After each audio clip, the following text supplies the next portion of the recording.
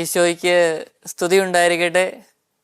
ഈശോ മിശിഹായിൽ സ്നേഹം നിറഞ്ഞ goodness T വിയുടെയും goodness YouTube ചാനലിൻ്റെയും മാന്യ പ്രേക്ഷകരെ, കുരിശിൻ്റെ തണലിൽ ഷാഡോ ഓഫ് ദ ക്രോസ് എന്ന വചനപ്രഘോഷണ പരമ്പരയുടെ 40ാമത്തെ എപ്പിസോഡിലേക്ക് നിങ്ങളെല്ലാവരെയും ഏറ്റവും സ്നേഹത്തോടെ സ്വാഗതം ചെയ്യുകയാണ്.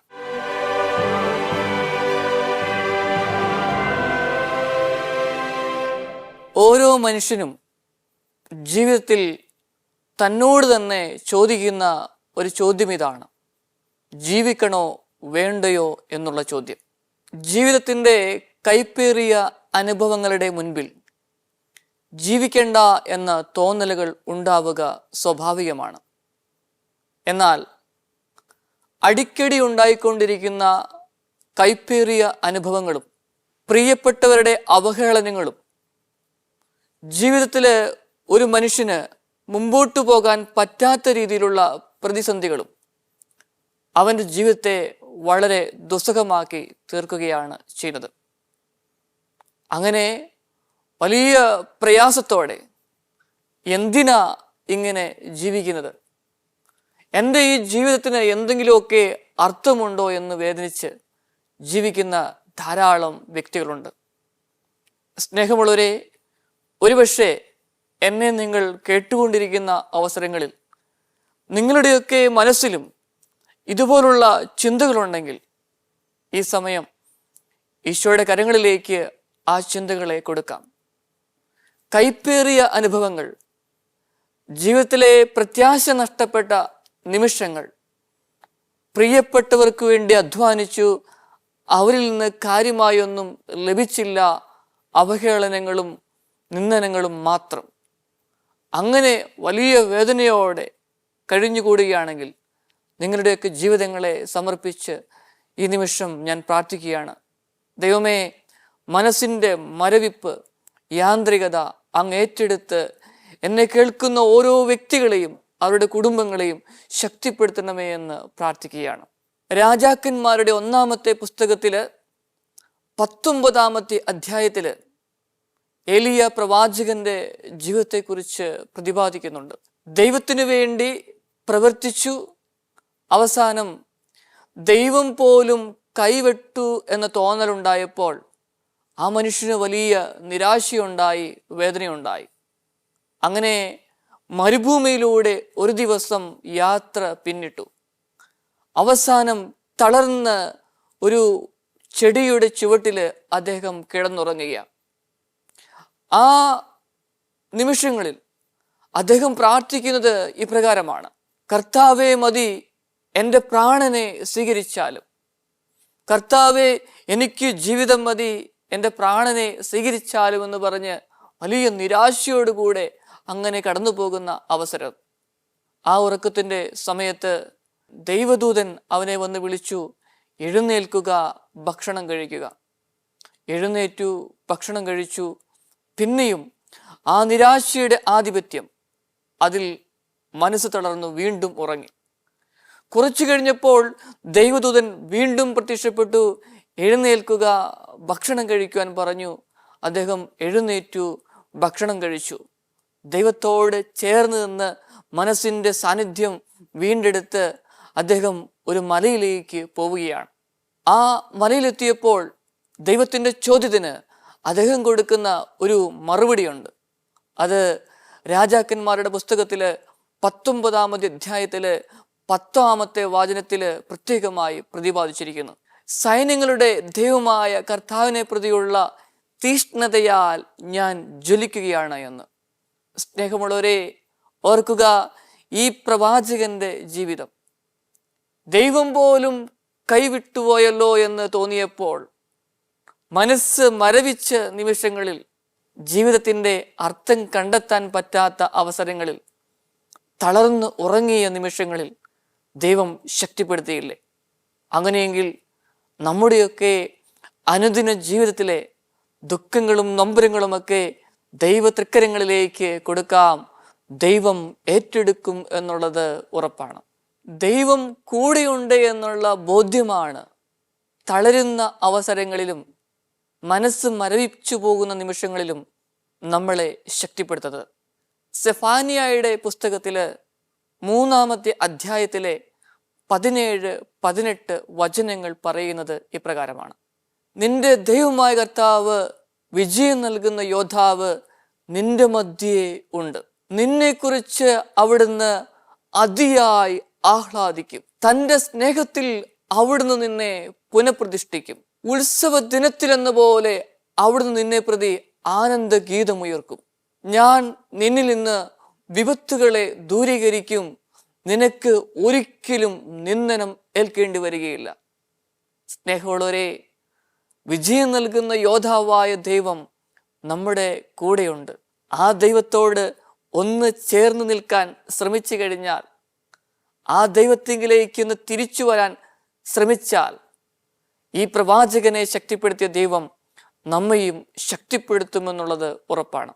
സ്നേഹിക്കാനും സ്നേഹിക്കപ്പെടുവാനും ആരെങ്കിലുമൊക്കെ ജീവിതങ്ങളിൽ ഇല്ലെങ്കിൽ നമ്മുടെയൊക്കെ ജീവിതത്തിന് എന്താണ് അർത്ഥം? അങ്ങനെയെങ്കിൽ ജീവിതത്തിൻ്റെ അർത്ഥം കണ്ടെത്തുവാനായി ശ്രമിക്കാം. അർത്ഥം കണ്ടെത്തി കഴിയുമ്പോൾ ആ അർത്ഥം പൂർത്തീകരിക്കാനുള്ള ഒരു പ്രയാണം. ആ പ്രയാണത്തിൽ പലതരത്തിലുള്ള നിന്ദനങ്ങളും അവഹേളനങ്ങളും, ഒരുപക്ഷെ ഇതൊക്കെ ആർക്ക് വേണ്ടിയിട്ടാണ് ചെയ്യുന്നത്, ഇങ്ങനെയൊന്നും ചെയ്യണ്ടല്ലോ എന്നുള്ള തോന്നലുകൾ പോലും ഉണ്ടാവുക സ്വാഭാവികമാണ്. അപ്പോഴും നമ്മൾ ഓർക്കേണ്ട ഒരു കാര്യമുണ്ട്. ഈ ഞാൻ ആദ്യം പറഞ്ഞ വചനം, വിജയം നൽകുന്ന യോദ്ധാവായ ദൈവം നമ്മുടെ കൂടെയുണ്ട്. ക്ഷമയോടെ ആ ദൈവത്തോട് ചേർന്നിരിക്കാൻ ശ്രമിച്ചാൽ മതി.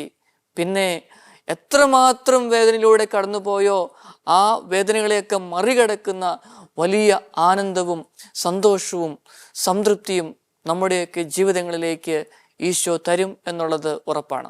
എനിക്ക് സ്പാനിഷുകാരിയായ ഒരമ്മച്ചിയെ പരിചയമുണ്ട്. ഞാൻ അമ്മച്ചിയെ കണ്ടുമുട്ടുമ്പോൾ ആ അമ്മച്ചിക്ക് 92 വയസ്സ് പ്രായമുണ്ട്. 101 ഫൗണ്ടേഷൻ്റെ നേതൃത്വം കൊടുക്കുന്ന ഒരാളാണ് ഈ അമ്മച്ചി. ഈ അമ്മച്ചി തൻ്റെ അടുത്ത 5 വർഷത്തെ പ്ലാനുകളെ കുറിച്ചൊക്കെ എന്നോടൊന്ന് കുറച്ചു നേരം സംസാരിച്ചു. ജനങ്ങളെ ഉയർത്തിക്കൊണ്ടുവരുന്ന ധാരാളം കാര്യങ്ങൾ ഈ അമ്മച്ചി ചെയ്യുന്നുണ്ട്. ഞാനെല്ലാം ശ്രദ്ധാപൂർവം കേട്ടു. അവസാനം എന്നെ സ്പർശിച്ച ഒരു കാര്യമുണ്ട്. അമ്മച്ചി എന്നോട് പറഞ്ഞത് ഇങ്ങനെയാണ്: എനിക്കിപ്പോൾ 92 വയസ്സായി. 5 വർഷത്തെ പദ്ധതികളാണ് ഞാനിങ്ങനെ ചെയ്തു വെച്ചിരിക്കുന്നത്. 97-ാമത്തെ വയസ്സിൽ എനിക്ക് ഫാത്തിമയിലേക്കൊന്ന് പോകണം. ഞാൻ ജീവിതത്തിൽ പല പ്രാവശ്യവും അവിടെ പോയിട്ടുണ്ട്, പ്രാർത്ഥിച്ചിട്ടുണ്ട്, ദൈവിക അനുഗ്രഹം കിട്ടിയിട്ടുണ്ട്. ഫാത്തിമ മാതാവിൻ്റെ അടുക്കൽ പോയി പ്രാർത്ഥിക്കുമ്പം വലിയ സന്തോഷമാണ്, നിറവാണെന്ന് അമ്മച്ചിയോട് പറഞ്ഞു. ഞാൻ 97-ാമത്തെ വയസ്സിൽ പോകുന്നത് ഒറ്റയ്ക്കല്ല, 30 പേരെ കൂട്ടിക്കൊണ്ടാണ് പോവുക. കൂട്ടിച്ചേർത്തു. ഞാൻ അതിനു വേണ്ടിയിട്ടുള്ള രജിസ്ട്രേഷൻ തുടങ്ങി. ഏകദേശം 14 പേര് രജിസ്റ്റർ ചെയ്തു. അവർ ചെറിയൊരു ഫണ്ട് അവരിൽ ഞാൻ സ്വീകരിച്ച് ഡിപ്പോസിറ്റ് ഇട്ടു. അതോടൊപ്പം ചെറിയൊരു പ്രാർത്ഥന കൊടുത്ത് മാതാവിൻ്റെ മധ്യസ്ഥയിൽ പ്രാർത്ഥിക്കുവാനും പറഞ്ഞു എന്ന് പറഞ്ഞു. എനിക്കത് ആദ്യം വിശ്വസിക്കാനോ ഉൾക്കൊള്ളാനൊന്നും സാധിച്ചില്ല. എന്നാൽ ഈ തീർത്ഥയാത്രയ്ക്ക് പോകാൻ തയ്യാറായ 2-3 വ്യക്തികളെ ഞാൻ കണ്ടു. അവർ പറഞ്ഞു, അച്ചോ, ഞങ്ങൾ ഈ പ്രാർത്ഥന ചൊല്ലിക്കൊണ്ടിരിക്കുകയാണ്, 5 വർഷം കഴിയുമ്പം ഞങ്ങൾ ഫാത്തിമ മാതാവിൻ്റെ അടുക്കിലേക്ക് പോകുമെന്ന് പറഞ്ഞു. അത് പ്രാർത്ഥിച്ച് ഒരുങ്ങിയാണ് ഞങ്ങൾ പോകുന്നത്. ഇത്രയും നാളത്തെ പ്രാർത്ഥന അതിനുശേഷമാണ് പോകുന്നതെന്ന് പറഞ്ഞു. സ്നേഹമുള്ളവരെ, ഓർത്തു നോക്കിക്കേ, 92-ാമത്തെ വയസ്സിലും മുൻപോട്ടുള്ള വർഷങ്ങളെക്കുറിച്ച് പദ്ധതികൾ തയ്യാറാക്കുന്ന ഒരമ്മച്ചി. 97-ാമത്തെ വയസ്സിൽ ഇന്ന സ്ഥലത്ത് പോകുമെന്ന്. കഴിഞ്ഞ വർഷം ഞാനത് അനുഭവിച്ചറിഞ്ഞു. ആ അമ്മച്ചി അത്രയും പേരെ കൂട്ടി ഫാത്തിമ മാതാവിൻ്റെ അടുക്കൽ പോവുകയും ചെയ്തു. സ്നേഹമുള്ളവരെ, പ്രതീക്ഷകളാണ് ജീവിതത്തിന് ആക്കം കൂട്ടുക, ജീവിക്കാനുള്ള പ്രചോദനം നൽകുക. നമ്മുടെയൊക്കെ ജീവിതങ്ങളിൽ ഒരുപക്ഷെ സാഹചര്യങ്ങൾ അനുകൂലമോ പ്രതികൂലമോ ആയിരിക്കാം. അനുകൂലവും പ്രതികൂലവുമായ സാഹചര്യങ്ങളിൽ തീരുമാനമെടുക്കുവാനായിട്ട് അല്പം റിസ്കോടുകൂടെ തന്നെ, വെല്ലുവിളികൾ നേരിട്ട് തന്നെ തീരുമാനങ്ങൾ എടുക്കണം. ആ തീരുമാനമെടുത്ത് അതിനുവേണ്ടി പ്രവർത്തിക്കുമ്പോൾ അത് ദൈവോന്മുഖമായ തീരുമാനമാണെങ്കിൽ അത് പ്രവർത്തിക്കുവാനും ഫലദായകമാക്കുവാനും ദൈവം നമ്മോട് കൂടെ ഉണ്ടാവും.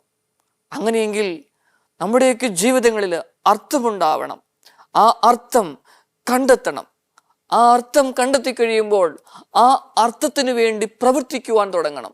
വിജയം നൽകുന്ന യോദ്ധാവ് എന്നും നമ്മുടെ കൂടെയുണ്ട് സഹോദരങ്ങളെ. ജീവിതത്തിൽ ആശയും പ്രത്യാശയും കൈവിട്ടു പോകുന്നു എന്ന തോന്നലുണ്ടാകുമ്പോഴാണ് നിരാശയുടെ പടുകുഴിയിലേക്ക് കൂപ്പുകുത്തുക. അങ്ങനെയെങ്കിൽ ആശയും പ്രത്യാശയും നമ്മൾ എവിടെ നിന്നാണ് വീണ്ടെടുക്കേണ്ടത്? നമ്മുടെയൊക്കെ കുടുംബ ജീവിതത്തെ സമർപ്പിച്ച് പ്രാർത്ഥിക്കാം. മാതാവും പിതാവും മക്കളും ഒക്കെ സന്തോഷത്തോടെ ജീവിക്കുന്ന ഒരു കുടുംബമാണെങ്കിൽ ദൈവത്തിന് നന്ദി പറയാം. എന്നാൽ അസ്വസ്ഥതകളും വേദനകളിലൂടെയും കടന്നുപോയി എന്തിനാ ഇങ്ങനെയൊക്കെ ജീവിക്കുന്നേ? ഒരുപക്ഷെ മക്കളൊക്കെ പറയും, അപ്പനും അമ്മയും ഇതുപോലെയാണല്ലോ ജീവിക്കുന്നത്, പിന്നെ എന്തിനാ ഞങ്ങൾ ഇങ്ങനെ ഒരു കുടുംബ ജീവിതത്തിലേക്ക് വരുന്നത്? ഒറ്റയ്ക്ക് ജീവിച്ചാൽ പോരെ, എന്തിനാ മറ്റുള്ളവരെയും കൂടെ ബുദ്ധിമുട്ടിക്കുന്നത്? അങ്ങനെയൊക്കെ പറയുന്ന ധാരാളം മക്കളുമുണ്ട്. സ്നേഹമുള്ളവരെ, ഓർക്കുക, ജീവിതം സുന്ദരമാണ്, പ്രതിസന്ധികളുണ്ട്. നമുക്ക് അതിനെയൊക്കെ ഒന്ന് നേരിടാനായിട്ട് പറ്റും. കാരണം നമ്മുടെയൊക്കെ ജീവിതത്തിൽ എല്ലാ പ്രശ്നങ്ങൾക്കും പരിഹാരമുണ്ട് സഹോദരങ്ങളെ. അങ്ങനെയെങ്കിൽ ആ ശുഭാപ്തി വിശ്വാസത്തോടെ ജീവിതത്തെ നേരിടുവാനായിട്ട് നമുക്ക് സാധിക്കണം. വീട്ടിൽ നിന്ന് കിട്ടേണ്ട പ്രോത്സാഹനങ്ങളും നല്ല വാക്കുകളും ഒക്കെ ഒരു വ്യക്തിയുടെ ജീവിതത്തെ വളർത്തുന്നുണ്ട്. ആ വ്യക്തിയെ വളരെയധികം മുമ്പോട്ട് പോകുവാനുള്ള പ്രയാണത്തിൽ ആ പ്രോത്സാഹന വാക്കുകളെല്ലാം പ്രചോദിപ്പിക്കുന്നു. എനിക്കറിയാം ഒരു കുടുംബത്തെ, 4 ആൺകുട്ടികളുണ്ട് ആ കുടുംബത്തിൽ. മൂന്നാമത്തെ കുട്ടിക്ക് അല്പം ഒരു ബുദ്ധിമുട്ടുണ്ട്. കുടുംബത്തിലെ അംഗങ്ങളുടെ ഭാഷയിൽ പറഞ്ഞു കഴിഞ്ഞാൽ അവൻ അല്പം കുറുമ്പനാണ്. മറ്റുള്ള കുട്ടികളെ പോലെ ശ്രദ്ധയൊന്നുമില്ല, പഠനത്തിൽ ശ്രദ്ധയില്ല, വസ്ത്രധാരണത്തിൽ, ഭക്ഷണത്തിൽ അങ്ങനെയൊന്നും ഒരു ശ്രദ്ധയില്ല. വളരെ അസ്വസ്ഥനായിട്ട് നടക്കുന്ന ഒരു കുട്ടി. ഒരു ദിവസം ഇവൻ എൻ്റെ അടുക്കൽ വന്നു. ഇവൻ്റെ അമ്മയാണ് ഇവനെ എൻ്റെ അടുക്കലേക്ക് കൊണ്ടുവന്നത്. കുറച്ചു നേരം ഞാൻ അവനോട് സംസാരിച്ചു. അവൻ പറഞ്ഞു, അച്ചോ, എനിക്ക് ജീവിക്കണമെന്നൊന്നും തോന്നുന്നില്ല. നോക്കുക, 13-14 വയസ്സ് പ്രായമുള്ള ഒരു കുട്ടിയാണ് പറയുന്നത്. എനിക്ക് ജീവിക്കണമെന്നൊന്നും തോന്നുന്നില്ല. ഞാൻ ചോദിച്ചു, എന്താ അങ്ങനെ പറയുന്നത്? അച്ഛാ, എൻ്റെ കുടുംബത്തിലുള്ള ആരും എന്നെ മനസ്സിലാക്കുന്നില്ല അച്ഛാ. പപ്പ ഒട്ടും മനസ്സിലാക്കുന്നില്ല. അമ്മ കുറച്ചൊക്കെ മനസ്സിലാക്കും, പിന്നെ എന്നോട് ദേഷ്യപ്പെടും. എൻ്റെ കൂടെയുള്ള 3 സഹോദരങ്ങൾ, അവർക്ക് എന്നോട് ഭയങ്കര ദേഷ്യമാണ്. എന്നെ ഒന്നിലും അടുപ്പിക്കില്ല. അവർ 3 പേരും കൂടെ കളികളിൽ ഏർപ്പെടും, 3 പേരും കൂടെ ഭക്ഷണം കഴിക്കും. എന്നെ മാറ്റി നിർത്തുകയാണ്. എനിക്ക് വലിയ സങ്കടമാണ്. ഞാൻ സ്കൂളിൽ പോകുമ്പോഴും ഇതേ അവസ്ഥയാണ്. എനിക്കൊന്നും ചെയ്യുവാനായിട്ട് പറ്റുന്നില്ല. ഇങ്ങനെ ഈ മകൻ്റെ ഈ കുഞ്ഞിളം മനസ്സ് മരവിച്ചു പോയ ഒരു സാഹചര്യം. കുറേ നേരം ഞാൻ അവനോട് സംസാരിച്ചു. അവൻ പറഞ്ഞു, അച്ചോ, എനിക്ക് ഓർമ്മശക്തിയൊന്നുമില്ല, എനിക്ക് പഠിക്കാൻ പറ്റുമെന്ന് തോന്നുന്നില്ല. അങ്ങനെ അവൻ്റെ സങ്കടങ്ങളും ദുഃഖങ്ങളും ഒക്കെ പറഞ്ഞു. അവനെ കേട്ടപ്പോൾ എനിക്ക് മനസ്സിലായി നല്ല കഴിവുള്ള കുട്ടിയാണ് എന്ന്. അവൻ പറഞ്ഞു, അച്ചോ, എനിക്ക് ഓർമ്മശക്തിയില്ല, എനിക്ക് പഠിക്കാൻ പറ്റുന്നില്ല. ഞാൻ അവനോട് പറഞ്ഞു, ചെറിയ 10 കാര്യങ്ങൾ, നിനക്കറിയാവുന്ന ഒരു 10 കാര്യങ്ങൾ ഞാൻ നിന്നോട് പറയാം. നീ പെട്ടെന്ന് ഞാൻ പറഞ്ഞ കാര്യങ്ങൾ ഓർത്തെടുത്തൊന്ന് പറയുമോ? എത്ര കാര്യം നിനക്ക് പറയാനായിട്ട് പറ്റുമെന്ന് ചോദിച്ചു.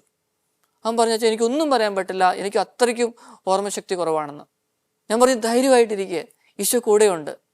അപ്പം അങ്ങനെ പറഞ്ഞ് ഞാനെന്ന് അവനെ മനസ്സിനെ ഒന്ന് ഒരുക്കി. അവനറിയാവുന്ന 10 കാര്യങ്ങൾ ഞാൻ പറഞ്ഞു. അതിനുശേഷം അവനോട് പറഞ്ഞു, അച്ഛൻ പറഞ്ഞു, ഈ 10 കാര്യങ്ങൾ നീ ഒന്ന് ഓർത്തു പറഞ്ഞേ. അവനത് പെട്ടെന്ന് ഒരെണ്ണം പോലും തെറ്റാതെ ഞാൻ പറഞ്ഞ എല്ലാ കാര്യങ്ങളും അവനത് റിപ്പീറ്റ് ചെയ്തു. ഞാൻ അവനോട് ചോദിച്ചു, മോന് ഓർമ്മശക്തിയില്ല, പഠിക്കാൻ പറ്റുന്നില്ല എന്നല്ലേ പറഞ്ഞത്, പിന്നെ എങ്ങനെയാണ് ഇത് പറയാനായിട്ട് പറ്റിയത്? അവൻ പറഞ്ഞു, അച്ചോ, എനിക്കത് അറിയത്തില്ല എങ്ങനെയാണ് പറയാൻ പറ്റിയെന്ന്. പിന്നെ അച്ഛൻ എന്നെ പ്രോത്സാഹിപ്പിച്ചപ്പം, ചിരിച്ചു പറഞ്ഞപ്പം എനിക്ക് പറ്റുമെന്നൊരു തോന്നൽ ഉള്ളിൻ്റെ ഉള്ളിലുണ്ടായി. അതുകൊണ്ട് ഞാൻ അങ്ങനെ ചെയ്തു. സ്നേഹമുള്ളവരെ, ഇത്രയേ ഉള്ളൂ. നമ്മുടെയൊക്കെ ജീവിതങ്ങളിൽ എനിക്കൊന്നും പറ്റില്ല എന്ന് പറഞ്ഞുകൊണ്ട്, എനിക്ക് കഴിവില്ല എന്ന് പറഞ്ഞുകൊണ്ട് മനസ്സ് മരവിച്ചു പോയ ജീവിതങ്ങളുണ്ട്. അത് കുഞ്ഞുമക്കളായിരിക്കാം, അല്ലെങ്കിൽ വിവാഹ ജീവിതത്തിലേക്ക് പ്രവേശിച്ചവരായിരിക്കാം, അല്ലെങ്കിൽ സമർപ്പിത ജീവിതത്തിലേക്ക് വിളിക്കപ്പെട്ടവരോ ആകാം. അങ്ങനെ വന്നാൽ മനസ്സ് മരവിച്ച വ്യക്തികളുടെ അടുക്കലേക്ക് ഒന്ന് ചെല്ലാൻ, അവരൊരു തുറവിയിലേക്ക് നയിക്കുവാൻ ദൈവം നമ്മളെ സഹായിക്കട്ടെ. അതിനുവേണ്ടി പ്രാർത്ഥിക്കാം. കാരണം മറ്റുള്ളവരുടെ ജീവിതത്തിന് അർത്ഥം കൊടുക്കാനായിട്ട് നമുക്ക് സാധിക്കുമ്പോഴാണ് നമ്മുടെയൊക്കെ ജീവിതത്തിനും സന്തോഷം ഉണ്ടാകുക, അർത്ഥമുണ്ടാവുക. ഇനിയൊരു മറ്റൊരു കാര്യം ഇതാണ്. ജീവിതം വലിയ വേദനയിലൂടെ കടന്നു പോകുന്ന അവസരങ്ങളിൽ തുടർച്ചയായിട്ട് ഉണ്ടാകുന്ന പരാജയം എന്ന് പറയുന്നത് ബിസിനസ്സിലെ പരാജയമായിരിക്കാം, പരീക്ഷകളിലെ പരാജയമായിരിക്കാം. ഈ പരാജയത്തിൻ്റെ സമയത്ത് നമുക്കറിയാലോ, കുഴിയിൽ വീണവനെ കല്ലെടുത്തെറിയാനായിട്ട് എളുപ്പമാണ്. എന്നാൽ കുഴിയിൽ വീണവനെ ഒന്ന് പിടിച്ചു കയറ്റാൻ അതല്പം പ്രയാസമാണ്. അതാണ് ജീവിതം.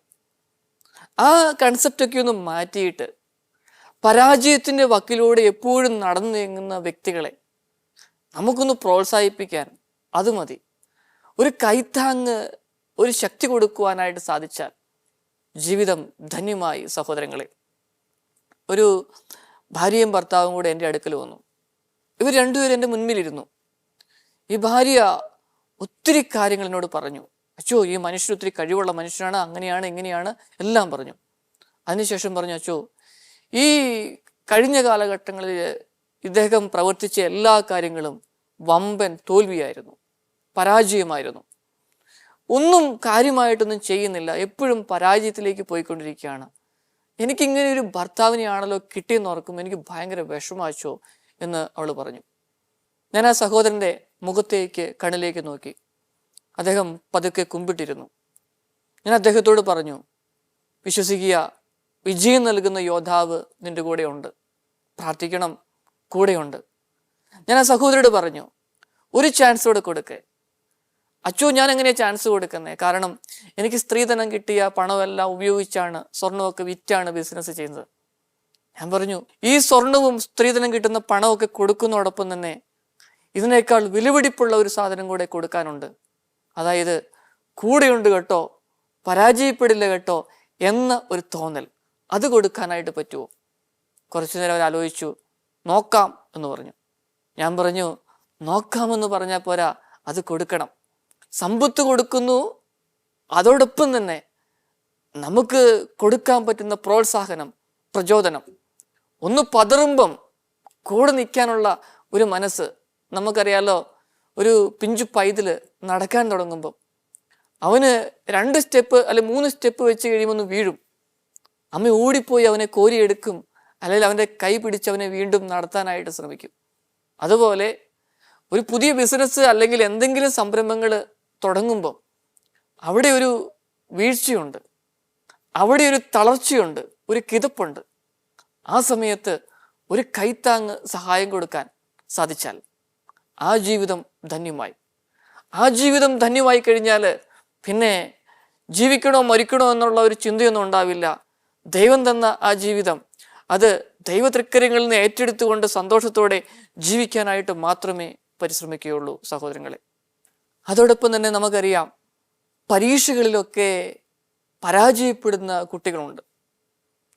അങ്ങനെ വരുന്ന കുട്ടികളെ ചിലപ്പോഴൊക്കെ താരതമ്യപ്പെടുത്താറുണ്ട്. അച്ചോ, എനിക്ക് 2 മക്കളുണ്ട് കേട്ടോ, മൂത്തയാൾ നന്നായിട്ട് പഠിക്കും, പക്ഷെ ഇവന് പഠിക്കാൻ എന്നുള്ള കഴിവൊന്നുമില്ല അച്ചോ, ഇവനെ ഞാൻ എന്താ ചെയ്യേണ്ടതെന്ന് എനിക്ക് അറിയത്തില്ല. അങ്ങനെയൊക്കെ കുറ്റപ്പെടുത്തുന്ന നിമിഷങ്ങൾ.